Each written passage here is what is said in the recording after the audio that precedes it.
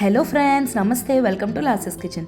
ఈరోజు మనం pepper millets pongal చేసుకోబోతున్నాం. ఇది చాలా ఈజీ రెసిపీ అండి. ఇలా అంటే అలా అయిపోతుంది అండ్ టేస్ట్కి వచ్చేసరికి ఎక్సలెంట్ అనమాట. ఫస్ట్ మిల్లెట్స్ తీసుకొని యాజ్ యూజువల్గా ఓవర్ నైట్ సోక్ చేసుకోండి, లేదా 6 to 7 hours సోక్ చేసుకోండి.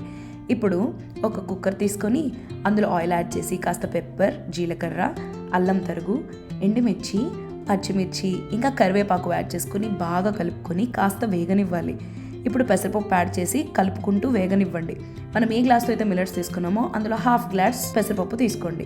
ఇప్పుడు ఆల్రెడీ వాష్ చేసుకున్న మిల్లెట్స్ని యాడ్ చేసి బాగా కలుపుకున్న తర్వాత ఒక గ్లాస్ మిల్లెట్స్కి 4 glasses ఆఫ్ వాటర్, ఇంకా హాఫ్ గ్లాస్ మూంగ్ దాల్కి ఒక full glass of water add చేసుకొని బాగా కలుపుకొని తగినంత ఉప్పు, కాస్త పసుపు యాడ్ చేయండి. కారం అక్కర్లే, మిరియాల కారం సరిపోతుంది. ఇలా కొత్తలాడాక లిడ్ క్లోజ్ చేసి ఒక విజిల్ వేయించండి. మీడియం ఫ్లేమ్లో పెట్టి వేయించుకోండి.